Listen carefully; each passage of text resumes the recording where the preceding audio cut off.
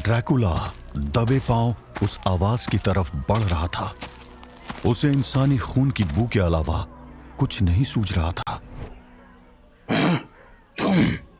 अनीता डर से जड़ हो चुकी थी।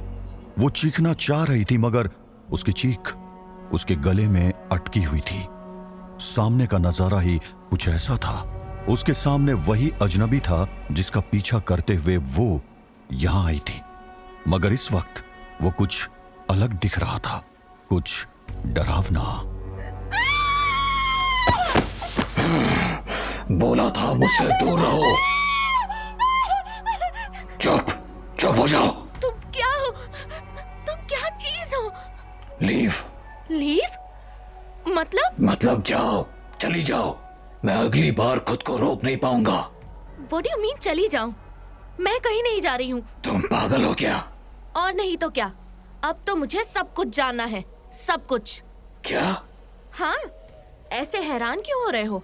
इतना सब कुछ देखने के बाद तुम्हें डर नहीं लगता? डर लग रहा था जब तुम मेरा खून पीने जा रहे थे, पर अब बिल्कुल नहीं लग रहा। क्यों? क्योंकि मैं जानती हूँ तुम मुझे चोट नहीं पहुँचाओगे। गलत सोचती हो। मुझसे दूर चली जाओ, इससे पहले कि मैं अपना कंट्रोल खो बैठूं और मैं ज्यादा देर खुद को रोक नहीं पाऊंगा। देखो, मैं तुम्हें नहीं जानती हूँ, पर मैं बहुत घूमी हूँ और बहुत तरह के लोगों से मिली हूँ, और मैं एक बात अच्छे से जानती हूँ कि तुम जो भी हो, तुम मुझे हर्ट नहीं करोगे, क्योंकि ये हमारी तीसरी मुलाकात है। अगर तुम किसी तरह के मॉन्स्टर होते तो मेरी स्टोरी पहली बार में ही खत्म थी। क्यों, सही कहा ना? मैं मॉन्स्टर ही हूँ, monster. I am bloody monster. चली जाओ, इससे पहले कि क्या? यही ना कि मेरे अंदर का मॉन्स्टर आउट ऑफ कंट्रोल हो जाएगा, ब्ला ब्ला ब्ला। वेल रुको, मैं एक बात आखिरी बार क्लियर कर दूं, मैं कहीं नहीं जाऊंगी, कहीं भी नहीं। तुम शायद अभी भी मुझे सच नहीं बताना चाहते हो, कोई बात नहीं, जब कंफर्टेबल हो जाओ तब बता देना। पर अगर इस टाइम इस जंगल में मैं कहीं सेफ हूँ तो वो तुम्हारे पास। ड्रैकुला ने पिछले 400 सालों में अगर कुछ महसूस किया था तो वो था सिर्फ नफरत, खून का स्वाद और अंधेरी रात। और अभी जो हो रहा था वो उसके लिए एक अजीब सा, अनजाना सा एक्सपीरियंस था। एक लड़की उसका डरावना रूप देखने के बाद भी उसके पास रहना चाहती थी, जिससे सारी दुनिया डरती थी।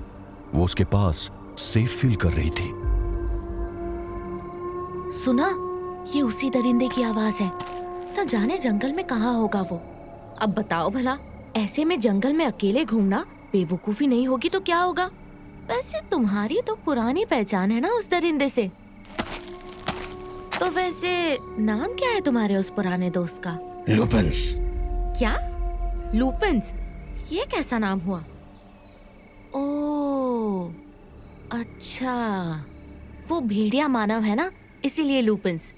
कैनिस लुपस, वुल्फ का लैटिन नेम। वैसे अच्छा नाम रखा है। तो ये लुपेंस यहाँ कैसे आ गया? क्योंकि तुम खुद भी तो यहाँ के नहीं हो। अगर मेरा गैस सही है तो तुम ईस्ट यूरोप।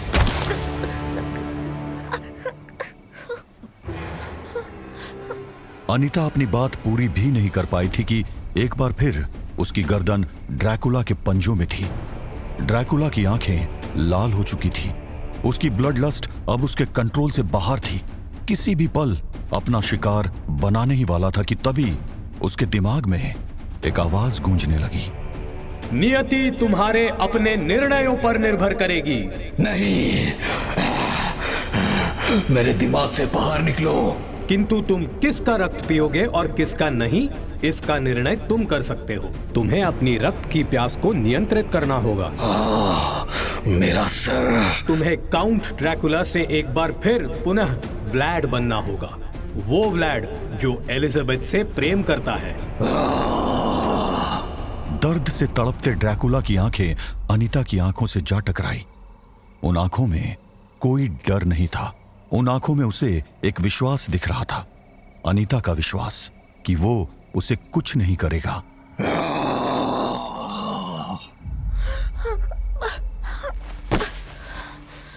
अरे बाप रे, अब की बार तो तुम मुझे मार ही डालते। तुम्हें डर नहीं लगता? बोला ना, मैं लोगों को रीड करना जानती हूँ। तुम दिल के बुरे नहीं हो, बस शायद बीमार हो। तुमने देखा मुझे? मैं एक मॉन्स्टर हूँ। मैं 400 सालों से लोगों का खून पीकर जिंदा हूँ। तुम्हें कब समझ आएगा कि मैं बीमार नहीं हूँ? I am not sick, I am death.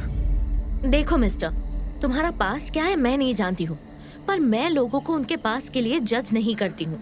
अगर तुम उस दरिंदे की तरह होते तो मुझे उसी रात मार देते जब मैं तुम्हें उस लेक के किनारे मिली थी। You are different, tormented but not a monster. हो सकता है तुमने पास्ट में बहुत बुरे काम किए हो, पर मेरे साथ अब तक तुम एक जेंटलमैन की तरह पेश आए हो। और वैसे भी अनीता एलिजाबेथ पटेल मौत से नहीं डरती है।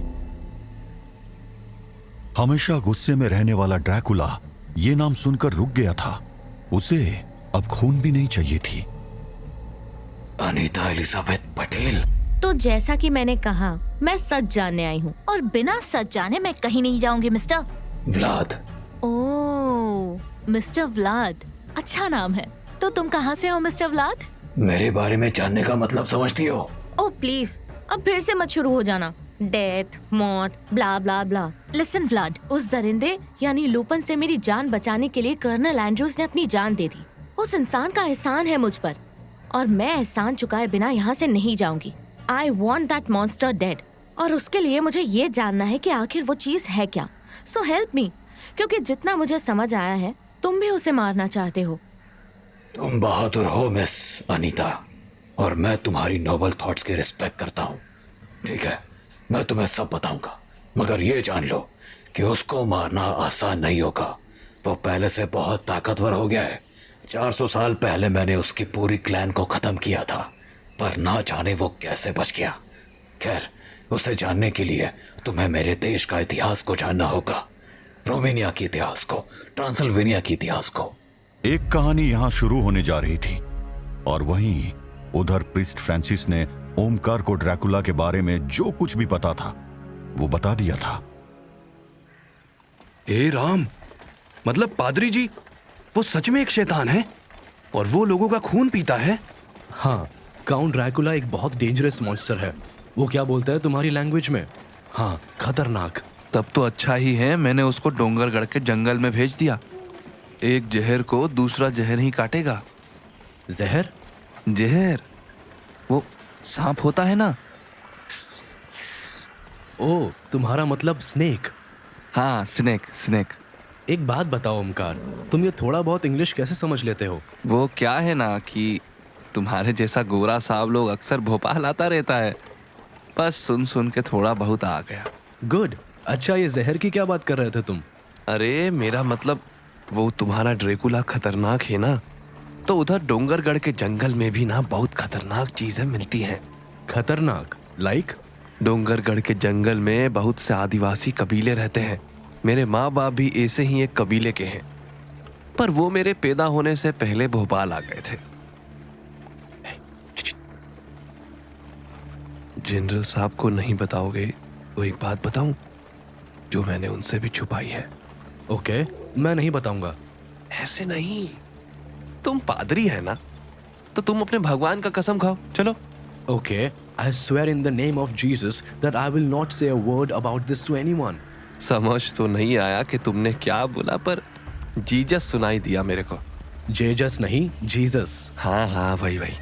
अब बताओ, तुमने जनरल रूट से क्या छुपाया? डोंगरगढ़ के जंगलों के बाहर तो मेरे कबीले जैसे सीधे साधे आदिवासी रहते हैं, पर जंगलों के अंदर कोई नहीं जाता। क्यों? क्योंकि वहाँ एक ऐसा कबीला रहता है जिससे सब डरते हैं। मेरे बापू बताते हैं कि जंगल के ठीक बीच में वो कबीला रहता है। भूत प्रेत जादू टोना ये सब करते हैं वो लोग, पर किसी श्राप के कारण वो लोग जंगल के एक खास हिस्से से बाहर नहीं जा सकते हैं, और अगर उनके हिस्से में कोई चला गया तो वो वापस नहीं आता है। बस उनकी चीखें पूरी रात जंगल के हर कोने में सुनाई देती है। तुमने देखा है क्या उस कबीले को? देखा होता तो इधर नहीं होता ना पादरी। तुम भी ना कैसा सवाल करता है। पर हाँ, एक बात पक्की है कि वो कबीला सच में है। बड़े बूढ़े झूठ नहीं बोलेंगे। जंगल की कहानियों के पीछे कोई ना कोई सच्ची बात हमेशा होती है। मुझे तो ये सब सुनने में जस्ट एक मिथ लग रहा है, एक बेकार की कहानी। वो तो पता चल जाएगा, एक बार जंगल में पहुंच तो जाओ तुम सब। वैसे तुम्हारे इस कबीले का नाम क्या है? बस अपनी नॉलेज के लिए पूछ रहा हूँ। हंस लो पादरी, पर अगर चटिया मटिया से सामना हो गया तो कोई वापस लौट कर नहीं आएगा, ना तुम, ना गोरा जनरल साहब, और ना वो तुम्हारा ड्रैकुला। डोंगरगढ़ के जंगल में एक से बढ़कर एक रहस्य छुपे हुए थे और इन्हीं रहस्यों में से एक जल्दी सुलझने वाला था। जहां वो दरिंदा अपने भेड़ियों से जंगल की घनी जमीन की खुदाई करवा रहा था। जल्दी खोदो ना मुरादो, समय कम है। अगर कल रात तक मुझे वो चीज नहीं मिली तो फिर लंबा इंतजार करना पड़ेगा। खोदो, वरना तुम सबकी खाल खींच लूंगा। क्या हुआ? क्या? कहां? दिखाओ मुझे। कहां? हाँ, यही तो है, यही तो है। खोदो, जल्दी खोदो। यही दफन है वो हथियार जो ड्रैकुला की मौत बनेगा। दुश्मन अपनी मंजिल तक पहुंचने वाला था, पर इस बात से अनजान ड्रैकुला और अनीता जंगल की गहराइयों में बढ़े चले जा रहे थे। अनीता की तरफ सिर्फ ड्रैकुला ही नहीं, पर और बहुत ऐसी सच्चाइयां चल कर आ रही थी जिनसे डोंगरगढ़ के जंगल जल्दी ही खून से लथपथ होने वाले थे।